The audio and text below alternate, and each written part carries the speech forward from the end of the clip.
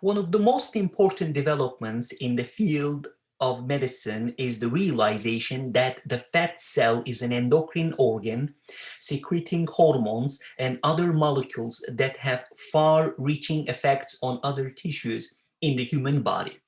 Before researchers recognized that fat acts as an endocrine gland, they thought that the main risk of visceral fat or belly fat was influencing the production of cholesterol by releasing free fatty acids into the bloodstream and liver. We now know that there is far more to this story. Visceral fat makes more of the proteins called cytokines, which can trigger low-level inflammation, a risk factor for heart disease and other chronic conditions. It also produces a precursor to angiotensin, a protein that causes blood vessels to constrict and blood pressure to rise. Therefore, we need to pay attention to what these molecules can cause in our bodies. Belly fat is easy to gain, hard to lose, and harmful to human health. A waist size over 35 inches for women and 40 inches for men increases our risk of developing diabetes, heart disease, and cancer. Deep belly fat is a problem in healthy adults. It makes harder for the body to use insulin well, which causes insulin resistance. This often leads to type 2 diabetes. Visceral fat is the medical name for belly fat. Most of the fat in our bodies is stored just under the skin. Visceral fat is stored deep in the belly, behind the abdominal wall, in the spaces between our internal organs. This is deep within a cavity in the belly. It surrounds some of the vital organs of the body, including the stomach, the liver, and the intestines. In fact, this fat is very close to the liver. It is so close that the liver can turn it into cholesterol. From there, this fat goes through the bloodstream. It may collect along the walls of the arteries. This leads the arteries to get hard and narrow. The body stores a lot more visceral fat as we age. As we age, our muscle coordination decreases. This interferes with digestion efficiency. The older we get, the more visceral fat we will normally have. Metabolism, on the other hand, slows in older age, which contributes to caloric surplus. To the food supply nowadays makes it very easy to overeat because processed food are designed to be highly addictive. The fat accumulates everywhere, but the visceral fat is much harder to lose because it is specially protected. Visceral fat is the last to go because it has a lot of alpha 2 receptors. The alpha 2 receptors are involved in the inhibition of fatty acid mobilization from fat tissue. The net lipid mobilization depends on the balance between the stimulatory and inhibitory effect of chemicals on beta and alpha receptors, respectively.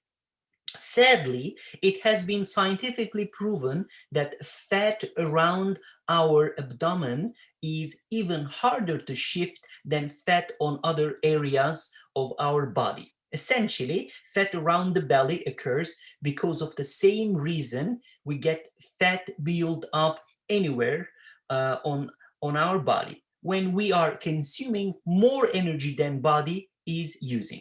To put it simply, it's more difficult to shift belly fat because it has a higher amount of fat cells that don't respond as easily to the fat breakdown process. Burning fat is a two-type procedure.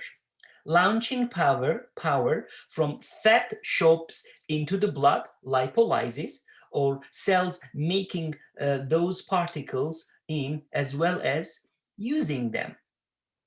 The primary step, lipolysis or fat breakdown, is activated by chemicals such as adrenaline and noradrenaline.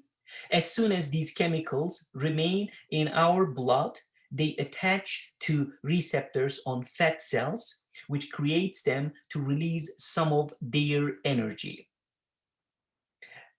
These fatty acids are then utilized as fuel by various kinds of cells in the body, including muscle cells. While trained muscle is specifically efficient at burning fat, which is why it is less complicated to lose fat when we have a significant amount of muscles.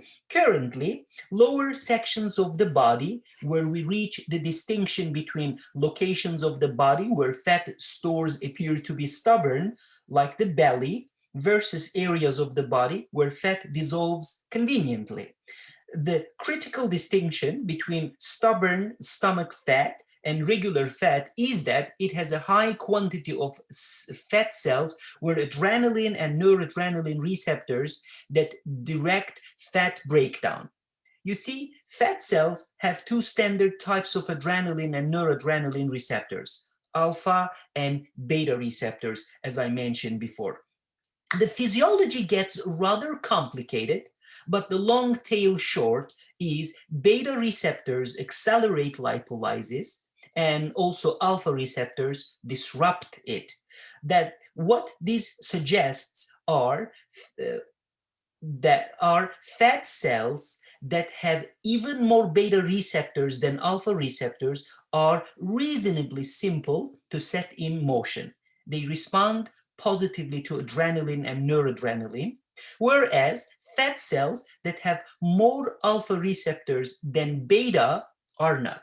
They don't respond favorably to these receptors. This is the standard trouble with stubborn belly fat, as well as all various other kinds of persistent fat.